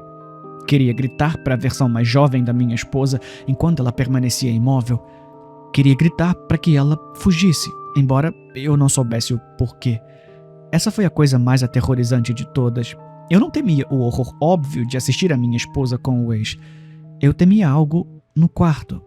Algo que eu não compreendia. Esquece essa câmera, Kelly sussurrou antes de acenar com o dedo indicador em um gesto de vem aqui. A respiração pesada de Michael não era a de um homem cheio de desejo. Era o fôlego laborioso de algo faminto. Faminto de uma forma que nem comida nem sexo poderiam saciar. Precisamos preservar este momento, disse Michael. Kelly revirou os olhos. Ah, é mesmo? Em resposta, o homem parou de respirar e o rosto da minha esposa mudou. Seu sorriso sedutor se transformou, não em uma carranca, mas em lábios curvados para baixo, lábios abertos, exibindo a mesma expressão horrorizada que eu provavelmente usava enquanto assistia à fita. Michael tossiu, como se estivesse tentando expelir uma bola de pelo, e então prometeu: eu vou colocar ali. Ele colocou o aparelho na cômoda e caminhou até a cama, mas Kelly não o agradeceu. Ela soltou um gemido e se encolheu. Não por Michael ter deixado a câmera gravando. Acho que ela nem notou a luz vermelha piscando. Não. Minha esposa ainda estava apavorada porque sentia uma presença. Não era seu marido. Não era a atmosfera vulgar do quarto, nem mesmo a natureza claustrofóbica das paredes. Ela sentia a mesma coisa que eu sentia, embora nenhum de nós soubesse exatamente o que era.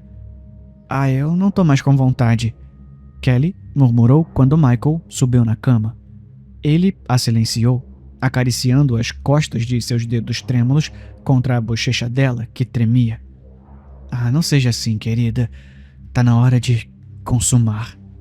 Então, Michael ofegou, como um pneu perfurado, e virou a cabeça para um canto vazio do quarto. Ele acenou lentamente, mas nem eu, nem a versão gravada de Kelly vimos o que ele viu. Se eu precisar, ele disse ao vazio. E então veio algo que, até hoje, eu não sei como explicar. O reboco da parede ondulou quando algo por trás dele pressionou contra a superfície. Tentava sair, como uma mão formando um fantoche de sombra. Algo na forma era ilusório. Poderia ser um homem, poderia ser um monstro. O contorno mudava rapidamente de uma figura alta, com braços e pernas, para uma massa disforme de segmentos indistinguíveis. Depois de menos de 2 segundos de a parede se deformar, o reboco voltou ao normal, e a forma viva desapareceu. Kelly gritou em sincronia comigo, mas ela nem sequer havia notado a anomalia. Estava encarando, sem piscar, os olhos do marido. "O que aconteceu com o seu rosto, Michael?" ela gritou. O que me aterrorizou foi que, mesmo quando a câmera captou o rosto dele, eu não vi nenhuma mudança sobrenatural no ex-marido de Kelly. Não vi nada além de um homem muito humano. Um homem com um sorriso cruel e olhos mortos, talvez, mas ainda assim, humano. No entanto, Kelly viu algo. Algo que eu não conseguia ver. Ainda assim, tudo isso empalidece em comparação ao que aconteceu em seguida. Michael enfiou a mão na boca aberta de Kelly, fazendo com que seus olhos se arregalassem tanto quanto os meus. Todo o antebraço do marido mergulhou em sua mandíbula, abafando uma série de gritos. Então, minha esposa se contorceu e se debateu enquanto Michael impulsionava o braço até o ombro encontrar os lábios dela. Outra impossibilidade se seguiu. Uma que ainda não sei descrever. Michael puxou o braço para fora da boca de Kelly e, quando seus dedos reapareceram, eles seguravam algo. Não eram as entranhas da minha esposa. Não, as que eu esperava, pelo menos. Não havia uma gota de sangue na mão do homem, mas sim uma substância úmida e translúcida. Parecia saliva ou lubrificante, mas, novamente, isso não foi o que me horrorizou. Os dedos de Michael seguravam os cabelos de uma cabeça humana. Uma cabeça que estava no topo da garganta de Kelly, como se fosse um canal de parto macabro. Os lábios da minha esposa se abriram de uma forma inimaginavelmente ampla, assim como os meus. Eu fiquei boquiaberto em um horror incompreensível. Ela, simplesmente, para abrir espaço para a cabeça adulta que emergia. Então, abriu ainda mais para liberar um conjunto de ombros e torso. Eu soltei um grito inteiramente silencioso, acreditando que, se emitisse qualquer som, por menor que fosse, algo dentro daquela gravação me ouviria no futuro. Mas um leve gemido escapou assim que identifiquei a cabeça. Era Kelly. Uma versão clonada de Kelly estava saindo de dentro de seus lábios. Uma espécie de boneca russa de carne. Aquela versão mais jovem da minha esposa estava dando à luz uma réplica exata de si mesma. E o clone também gritava, pois não havia pedido para nascer. A pele da Kelly original começou a encolher, enrugar e se reduzir a algo menor. O clone se despia, abandonava sua pele anterior, reduziu a Kelly original a um vestido de seda que caiu sobre o edredom. Então, o clone, a nova Kelly, caiu nos braços de Michael, e ela olhou para o traje vazio ao seu lado. Ela pode ter gritado com os lábios escancarados, mas um ruído branco abafava todos os outros ruídos, uma estética penetrante que rasgava minha carne. Esse ruído enlouquecedor foi acompanhado por uma sombra desengonçada que se movia pela parede da entrada do quarto do hotel. Uma sombra com a aparência vaga de um homem. Mas a fita foi interrompida antes que o estranho aparecesse. Com o coração na boca, enfiei a câmera de volta na bolsa e a joguei contra a parede do fundo do armário. E, meros momentos depois, ouvi o som do carro da minha esposa entrando na garagem. Tentei me recompor, tentei esquecer o inferno que acabara de presenciar na velha fita de casamento dela. Olhei pela janela em direção à garagem, mas ela não estava no carro. E quando me virei de volta para a entrada da cozinha, gritei. Lá estava Kelly, me encarando com olhos vazios e lábios apertados, com o rosto horrivelmente pálido, embora não mais pálido do que o habitual. Foi então que percebi que estava simplesmente vendo seu verdadeiro eu. Havia levado 10 anos para abrir os olhos. Como você entrou tão silenciosamente? Tentei perguntar. Embora nada além de uma série de sussurros roucos, tenha saído. Álvaro. Kelly começou, antes de levantar a bolsa da câmera, que, de forma inexplicável, já estava com ela. Era para estarmos organizando as coisas, querido. Por que você está mexendo nisso? Eu tentei responder, mas fiquei paralisado pelo passo repentino que minha esposa deu em minha direção. Um único passo, seguido por um arquejo e um solavanco, muito parecido com o ex-marido dela no vídeo. Então, Kelly olhou para um canto vazio da cozinha e disse: "Se eu precisar." Ao ouvir aquele eco das palavras assombrosas de Michael, eu corri. Passei pela minha esposa, que parecia despreparada ou indiferente à minha fuga. Saí correndo de casa, pulei no carro e dirigi. Dirigi para longe, pela minha vida. Eu tô na estrada há mais de um dia, aproveitando pequenos cochilos em estacionamentos de posto de gasolina. Agora são 2 da manhã e fui acordado pelo som de estática. Não de uma fita de vídeo tocando, mas do mundo ao meu redor. Aquela estática abafou tudo por um minuto horrível. Eu não queria olhar pela janela do motorista, mas senti novamente aquela tensão familiar atrás dos olhos, um aviso codificado do meu cérebro.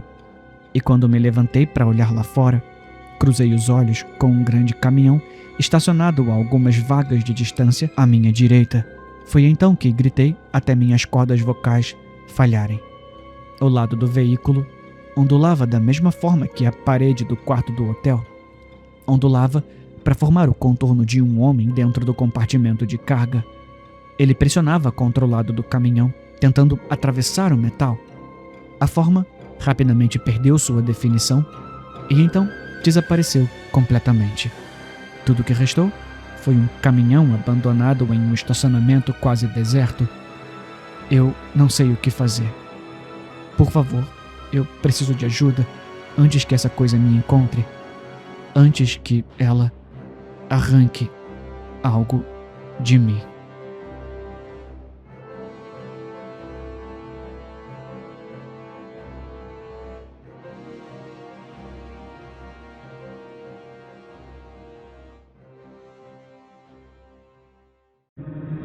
Meu marido recebeu uma multa por excesso de velocidade pelo 2º dia consecutivo. Eu acho que tá na hora de contar a ele sobre o meu stalker. Eu tava indo uns 2 quilômetros acima do limite, ele disse, me entregando a multa. 2? Você acredita nisso? O mesmo cara que me parou ontem. Olhei para o nome do policial na multa.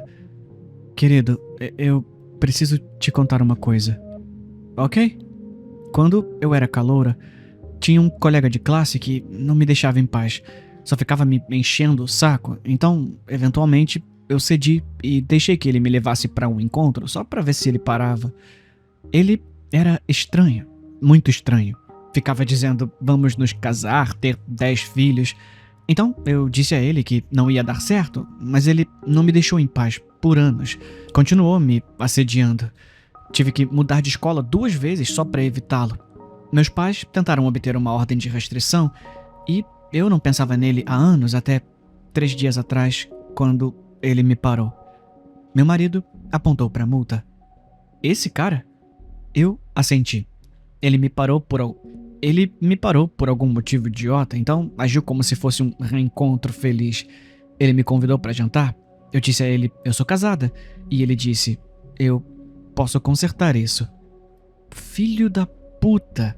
Eu pensei sobre isso e, ultimamente, eu vi um carro de polícia estacionado na rua, tarde da noite. Eu pensei, ótimo, você sabe, menos crime.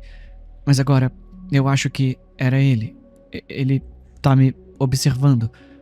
Eu não acho que ele vai nos deixar em paz. Meu marido amassou o papel com raiva na mão. Eu cuido dele. Como? Eu tô com medo. Pode deixar, eu cuido dele. Já faz 5 dias desde que vi meu marido pela última vez. 5 dias horríveis e de cortar o coração. Entrei na delegacia e disse que precisava denunciar o desaparecimento de uma pessoa. Os policiais não ajudaram em nada. Eu sabia que não ajudariam. Ah, ele provavelmente fugiu com outra mulher. Meu marido nunca faria isso. Eu sabia que fazer isso chamaria a atenção do meu perseguidor. Eu não tinha nem chegado na metade do caminho para casa quando o vi no meu espelho retrovisor. Ele piscou os faróis e eu encostei. Ele andou até o meu carro com um grande sorriso no rosto. Bateu na minha janela como se eu fosse seu presente de aniversário. O problema com predadores é que eles costumam ter a visão limitada. O filho da puta não conseguia tirar os olhos de mim. Ele deveria estar olhando para trás. Ele fez um barulho horrível e nojento quando meu marido o atropelou. Em uma colisão entre um humano e um Kia Optima roubado, o carro sempre vai vencer. Meu marido estava esperando do lado de fora da delegacia, como planejamos dias atrás. Meu perseguidor estava caído no chão, convulsionando. Havia menos sangue do que eu esperava. Metade do crânio dele estava faltando. Meu marido saiu em disparada e já estava fora de vista. Agora só faltava ligar para a polícia e relatar um trágico atropelamento e fuga. Aconteceu tão rápido, eu não consigo nem lembrar de muitos detalhes. A garota entrou na confeitaria parecendo morta. Ela só podia ter 18, 19 anos, algo assim, mas parecia destruída.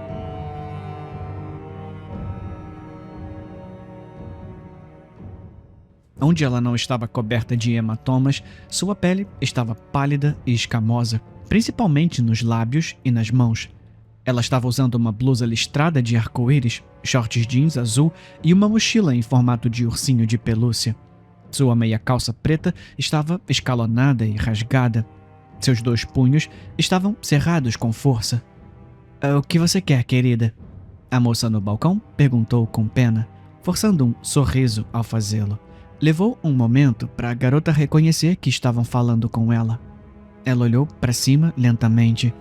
As pessoas esperando na curta fila atrás dela trocaram olhares estranhos com as poucas pessoas sentadas na loja. Um velho sentado em uma pequena mesa revirou os olhos e deu uma bufada teatral. 2 garotos no fundo riram. Drogada de merda. Um deles sussurrou em voz alta. O homem atrás deles rugiu insultuosamente para ambos. O de sempre? A senhora perguntou à menina, ignorando a comoção. A garota balançou levemente, então assentiu com a cabeça. Seu crânio estava marcado e irregular, distorcendo o formato de sua cabeça. A moça embrulhou seu doce em um saco de papel. Ela fez questão de calçar luvas e então estendeu a mão sobre o balcão para pegar o dinheiro da garota. A menina tirou a bolsa do ombro com algum esforço e vasculhou o interior, mas não encontrou nada. A moça no balcão tossiu levemente. A garota olhou para cima, observando enquanto a mulher apontava para o seu próprio punho antes de fazer um gesto de palma aberta. A garota olhou para seus punhos fechados. Dentro de um deles havia uma nota amassada e várias moedas. A senhora gesticulou novamente, encorajando a menina a lhe passar o dinheiro. O que ela fez? Nesse ponto, a loja estava completamente silenciosa. Todos estavam observando essa transação interminável. Se desenrolar. A moça no balcão, então, respirou fundo e apertou alguns botões na caixa registradora, que se abriu com um ruído agudo quando a gaveta de dinheiro foi aberta. Obrigada. A senhora sorriu. A menina ficou ali parada mais um pouco, causando alguns murmúrios de descontentamento na fila. Sai da frente, ô sua filha da puta! Sheila, interrompeu uma voz masculina do lado de fora da loja. Era o mesmo homem que tinha repreendido as crianças na fila. Sheila, querida, vem aqui agora. Ele sorriu calorosamente para ela, balançando um pequeno pedaço de fígado cru ou bife para ela. Estava pingando. Os olhos dela brilharam. Sheila, ele repetiu. Várias pessoas na loja balançaram a cabeça em desgosto. Lentamente, a menina cambaleou em direção ao pai, que sorriu gentilmente enquanto pegava o doce dela. Ela mastigou avidamente a carne enquanto ele colocava um braço em volta do ombro dela e a guiava para longe. Ah, malditos zumbis.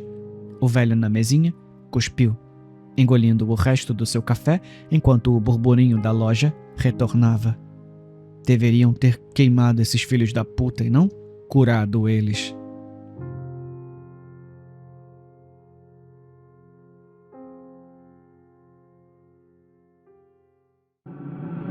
Meu namorado e eu fomos aceitos em um programa de talentos da TV. Foi quando o nosso relacionamento esfriou. Tá bom, vamos lá. Eu disse, entregando ao meu namorado uma caixa embrulhada para presente. Feliz Natal! Ele rasgou o embrulho animadamente para revelar a surpresa que eu estava sugerindo. Uma velha cartola de seda com uma faixa vermelha surrada. Não foi fácil encontrá-la. Eu amei! Ele gritou, colocando o chapéu em cima da cabeça. Eu tentei não rir. É exatamente o que eu precisava. Enquanto ele falava sem parar sobre como ficaria bem na câmera, eu sabia que tinha escolhido o presente certo. Meu namorado, Kyle, era mágico e eu, sua bela assistente. Depois de anos fazendo o seu ato por bares esfumaçados e esquinas sujas, finalmente fomos aceitos no maior programa de talentos da TV, para nos apresentarmos na frente de milhões de espectadores ao vivo. E ele precisava do toque final para o seu traje de mágico à moda antiga. Nós ensaiamos o ato infinitamente nas semanas seguintes. Ele queria que cada detalhe fosse perfeito. Eu sabia as rotinas de cor, mas ele começou a encontrar falhas em cada coisinha. Eu não estava mais parecendo sexy o suficiente, eu estava respirando demais enquanto ele tirava os coelhos da cartola. A cartola que eu comprei para ele, é claro. Tivemos mais de uma briga por causa disso. As coisas chegaram ao auge quando eu não gritei do jeito que ele queria durante o truque da serra. Eu disse a ele que já tinha tido o suficiente. Ele saiu de casa furioso, não voltando cambaleando até as 3 da manhã. Ele saiu de casa furioso para voltar cambaleando depois das 3 da manhã, fedendo a bebida. Enquanto ele desabava na cama, eu tentei me convencer de que a mancha vermelha em seu colarinho não era batom. Na semana anterior à nossa partida para a gravação, ele alegou que tinha algo difícil para me contar. Eu não conseguia acreditar no que estava ouvindo. Você... O quê? Eu gritei. Acabou, é isso. Ele repetiu friamente. Eu disse a ele para ir embora e nunca mais voltar. Claro, não se preocupa. Ele cuspiu. Eu não vou precisar de você de qualquer maneira. Todos esses anos eu apoiei o sonho dele. Tudo isso por nada. Eu estava com 4 taças de vinho quando o show começou. Kyle entrou no palco, cartola na mão, com uma assistente loira idiota em seu braço. Ele alimentou os juízes com alguma besteira sobre lutar sozinho por anos, sob aplausos estrondosos. Isso me deixou enojada. Finalmente, chegou a hora de começar. As luzes diminuíram. Kyle colocou o chapéu em cima da cabeça e gritou. Seus braços murcharam primeiro, a pele se retorcendo em casca de árvore nodosa. Depois vieram os olhos, derretendo de suas órbitas enquanto pedaços de carvão fumegante emergiam em seu lugar. Grandes pedaços de carne escarlate molhada se desprenderam de seus ossos, revelando a neve sangrenta compactada firmemente por baixo, enquanto a plateia, em pânico, corria para as saídas. Suas pernas estavam começando a virar pó quando a transmissão ficou escura. Sorri para o meu reflexo na tela, satisfeita por um feitiço tão simples ter sido tão eficaz. A mágica de Kyle era um monte de truques baratos, mas havia magia real no mundo, como na velha cartola de seda que eu encontrei.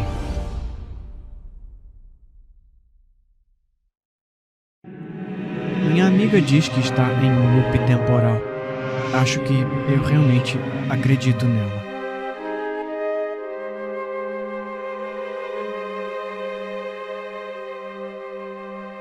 Eram 12:50. Rebecca Collins estava na minha porta. Quando abri a porta, ela soltou a bomba imediatamente. Eu tô em um loop temporal. Dura quando acordo às 7:30 da manhã até a meia-noite. O tom dela parecia tão prático que quase não parecia humano. Que porra é essa? Do que você tá falando? A senha da sua conta do Facebook é GMEF3773. Você comeu bacon e panquecas essa manhã. Como ela sabia disso? Eu tava começando a realmente acreditar nela. Que porra é essa, Rebecca? Você me deu a sua senha em um dos ciclos anteriores. O quê? Você não pareceu mesma? Eu já passei por esse dia cerca de 8.532 vezes, mais ou menos. Claro que eu vou ser diferente. Isso parecia dar pelo menos 20 anos. Bati a porta na cara dela. Nenhuma reação. Ponderei sobre sua afirmação bizarra no sofá por horas. Ela tinha que estar certa de alguma forma. De que outra maneira ela saberia dessas coisas que só eu sabia? Mas isso significava tantas coisas. Rebecca tinha 18 anos. Isso significava que seu tempo no loop durou mais que sua idade anterior. Ela ainda era Rebecca? Ela era como o navio de Teseu?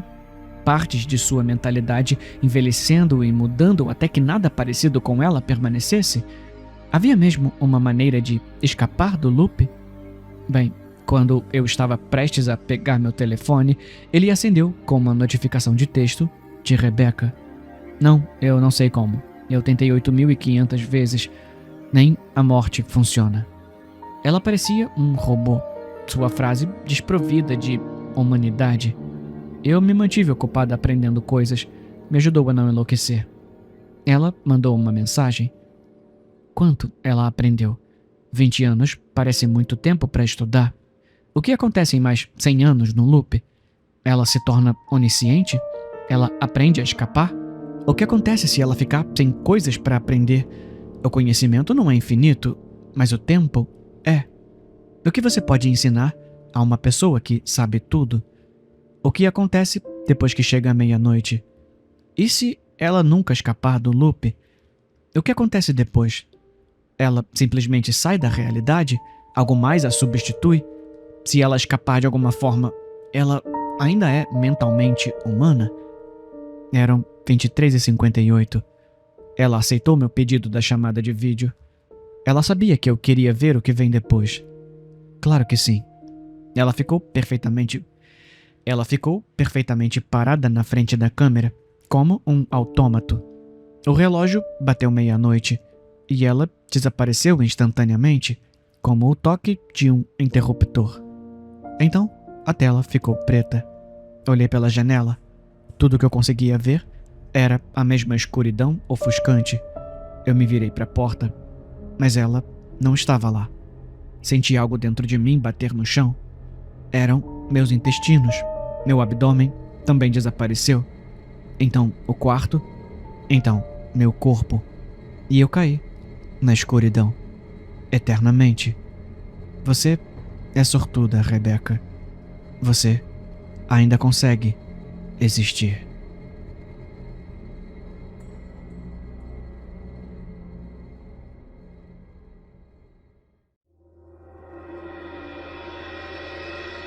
Alguém que não conhecíamos tentou buscar o Miguel na escola hoje, disse sua professora da escola primária.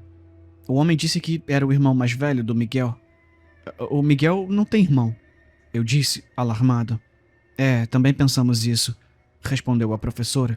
Eu suspeitei que algo não estava certo imediatamente. Era um cara alto, magro, com cabelo preto. Parecia ter uns 30 e tantos anos, talvez até 40. Ele sabia o seu endereço, o nome completo do Miguel, a data de nascimento dele e até em que turma estava. Eu fui até a sala da diretora para verificar. Quando voltei, o cara tinha sumido. Eu fiquei em silêncio por um segundo, encarando a professora do lado de fora do portão da escola. O portão separava a estrada principal de um grande parquinho e uma quadra de basquete que levavam à escola. Todas as outras crianças e pais já haviam ido embora. Éramos os únicos ali. Onde está o Miguel agora? Eu perguntei. Ele está esperando por você na sala da diretora, ela disse, gesticulando para que eu a seguisse enquanto se virava. Caminhei pelo parquinho atrás dela, com as pernas trêmulas, e então pelos corredores até o escritório. Meu filho de 8 anos, Miguel, estava sentado no sofá da sala da diretora, imóvel como uma pedra. A diretora estava atrás da mesa e um policial estava em pé ao lado dela. Ei, campeão, eu disse. Você tá bem? Miguel olhou para mim com uma expressão vazia. Meu Miguel sempre foi um menino quieto. Naquela época, éramos só nós dois em casa. Eu era um pai solteiro, minha falecida esposa, Ângela, mãe de Miguel, havia morrido um ano antes. Ela foi atropelada enquanto andava de bicicleta em uma curva fechada, e o motorista nunca foi identificado. Não vou entrar em mais detalhes porque, sinceramente, prefiro não reviver aquele período, mas basta dizer que isso me destruiu. Tentei juntar os pedaços e ser forte por Miguel. Será que eu estava fazendo um bom trabalho? Só Deus sabe. Eu nunca recebi nenhum retorno. Desde então, Miguel se tornou ainda mais introspectivo, praticamente permanecendo em silêncio até que alguém falasse com ele. Ele foi avaliado por um psicólogo infantil e outros profissionais da equipe de bem-estar da escola, mas, após as avaliações, tinham certeza de que ele não tinha autismo ou algo do tipo. Ele podia falar quando pressionado, mas era apenas tímido e preferia ficar na dele. O policial confirmou que eu era o pai de Miguel e me fez algumas perguntas. Finalmente, disse que tentariam encontrar o homem e que eu deveria avisar se o visse novamente. A diretora e a professora disseram algumas coisas, mas tudo foi um borrão. Tudo o que lembro é do suor escorrendo enquanto minhas pernas tremiam, tentando compreender o fato de que alguém havia tentado sequestrar meu filho. Miguel, você não conhecia aquele homem, conhecia? Perguntou a diretora. Miguel balançou a cabeça. Fiquei em alerta depois daquele dia.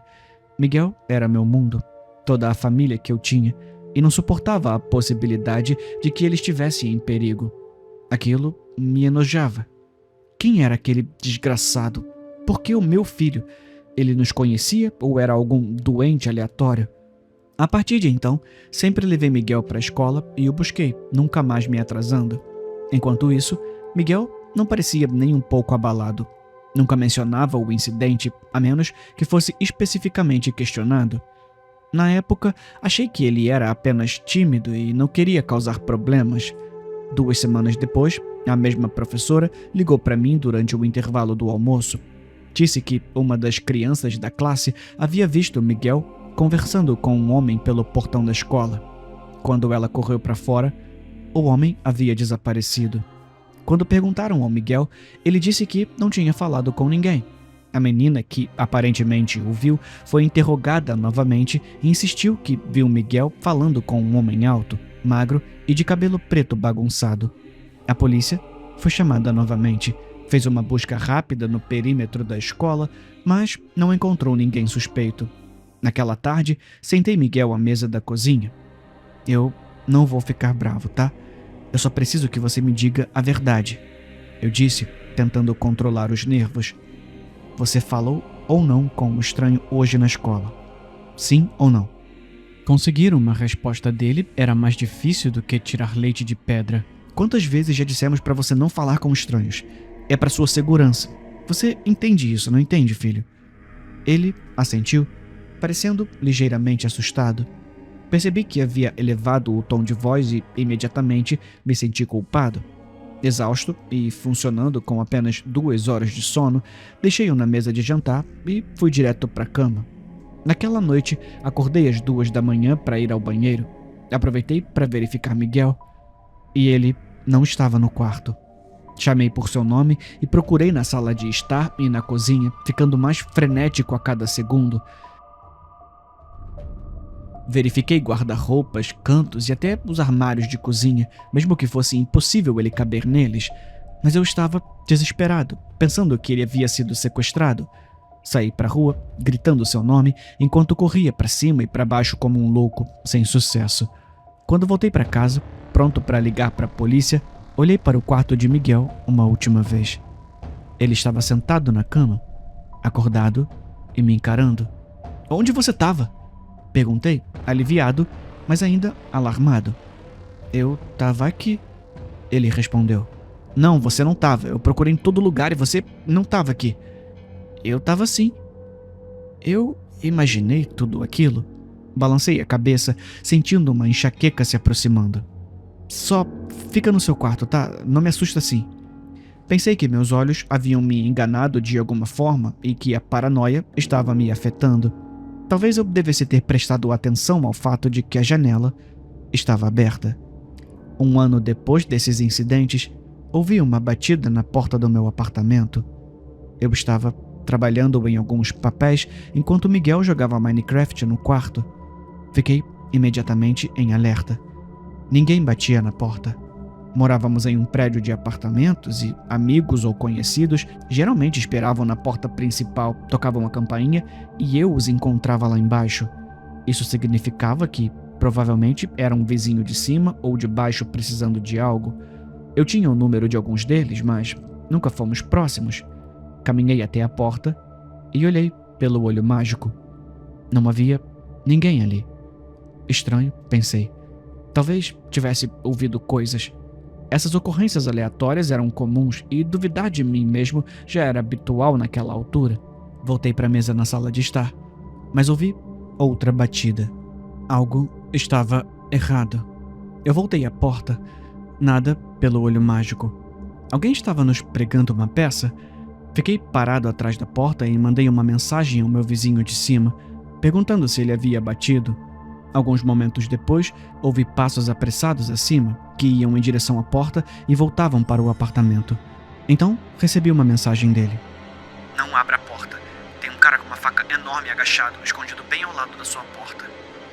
Meu telefone vibrou novamente. Outra mensagem do vizinho. Chamando a polícia agora. Fica dentro de casa. Eu fiquei paralisado. Todos os pelos do meu corpo arrepiados.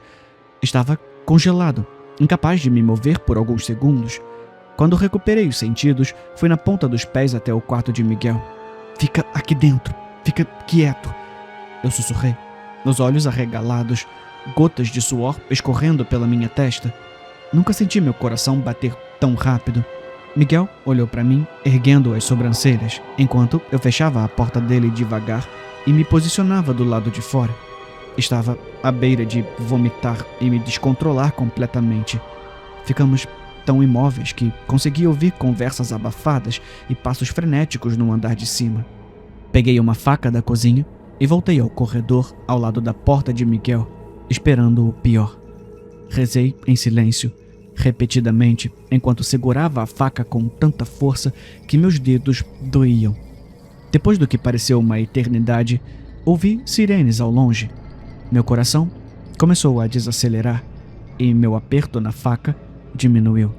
Eventualmente ouvi gritos, passos e batidas que gradualmente ficaram mais distantes. É a polícia! Gritou uma voz. Olhei pelo olho mágico para confirmar e abri a porta, ainda segurando a faca. Os policiais foram tranquilizadores e explicaram que haviam prendido um homem alto, magro, de cabelo preto, que estava com uma faca recém-afiada, aguardando que alguém abrisse a porta. Seu nome era Gregório. Ele não tinha endereço fixo, vagava entre estados e cometia pequenos crimes como roubo, assédio e, ocasionalmente, perseguição de menores.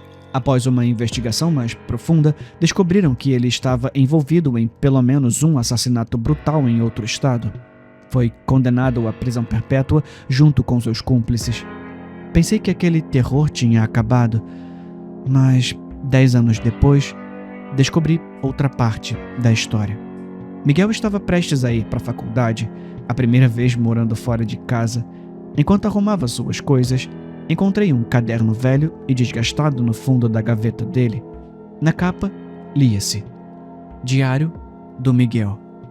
Curioso, abri o caderno. Não pretendia invadir a privacidade do meu filho, mas a descoberta me intrigou. Nas primeiras páginas, havia anotações banais sobre o dia a dia escolar e alguns desenhos de boneco palito. Página 1. Casa do Arthur, 11 horas. Ele precisa me devolver meu casaco. Página 2. Preciso de um livro para aula de inglês na próxima semana. Eu vou perguntar para Emília se ela tem um. Eu continuei folheando. Tudo parecia normal, até chegar à página 21. Por que o meu pai fala tanto? Ele nem me deixa ter um Xbox e também não me deixa dormir na casa do Arthur. Não adianta discutir. Eu odeio ele. Um aperto tomou meu coração. Lembrei-me claramente do dia em que neguei o Xbox a ele. Senti um peso de culpa, mas virei a página. Página 22. Eu vi o Greg hoje. Ele disse que pode me ajudar a me livrar do meu pai. Falei que ele estava mentindo, Mas ele disse que já fez isso antes. Estava nas notícias. Um calafrio percorreu a minha espinha. Continuei folheando. A respiração pesada. Eu e o Greg estamos planejando. Preciso que o papai desapareça. Mas quase fomos pegos hoje. A senhora Mendonça, aquela velha idiota, ficou me enchendo de perguntas e me levou para a sala da diretora de novo. Eu acho que a Carla viu o Greg e contou. Eu preciso ser mais cuidadoso. O choque me atingiu em cheio. Voltei algumas páginas para procurar mais menções ao nome Greg, mas essa era a primeira. Avancei com cuidado, virando cada página. Havia algumas em branco, outras cheias de rabiscos, mas, finalmente, encontrei a próxima entrada relevante na página 41. Página 41, a palavra plano estava sublinhada com 2 desenhos abaixo. O primeiro mostrava um boneco de palito ajoelhado ao lado de uma porta, segurando algo que parecia uma adaga. Ele sorria.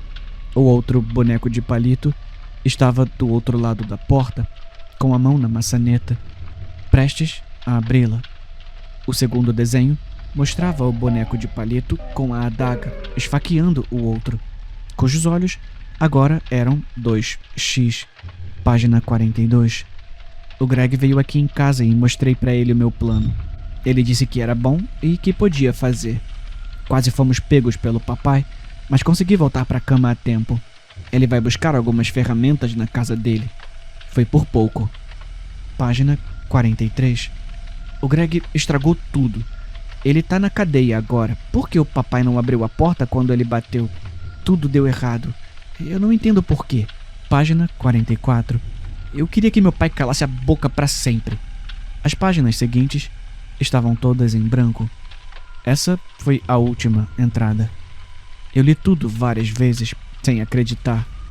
Como Miguel poderia nutrir intenções tão terríveis?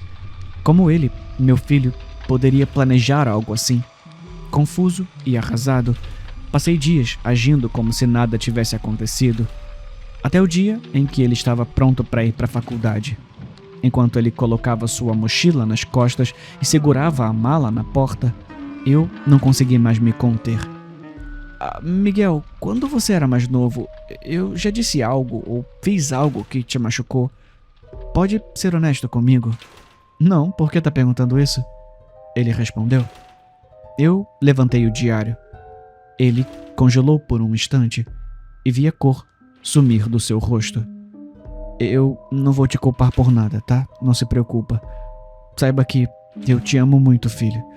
Você era menor de idade e foi vítima de um homem muito doente. Além disso, isso tudo já faz anos. Eu só quero entender o que eu fiz de errado na época para chegar a isso. Podemos superar juntos. O choque no rosto dele desapareceu, dando lugar ao seu habitual olhar vazio. Então, ele sorriu. Um sorriso largo que me fez sentir um frio na espinha. Miguel, se eu encontrasse outro caderno como este, comecei com cautela. Eu encontraria nele o plano do assassinato da sua mãe? Ele respondeu sem hesitar. Sim. Então, pegou a mala e caminhou pela rua sem olhar para trás. Isso foi há 2 anos.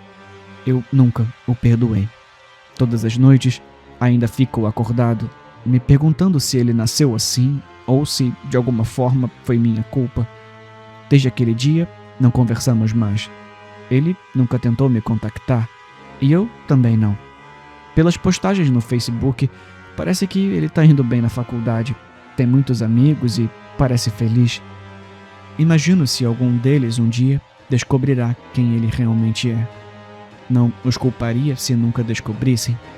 Afinal, eu mesmo não sei quem é meu filho, mesmo depois de tê-lo criado por 18 anos.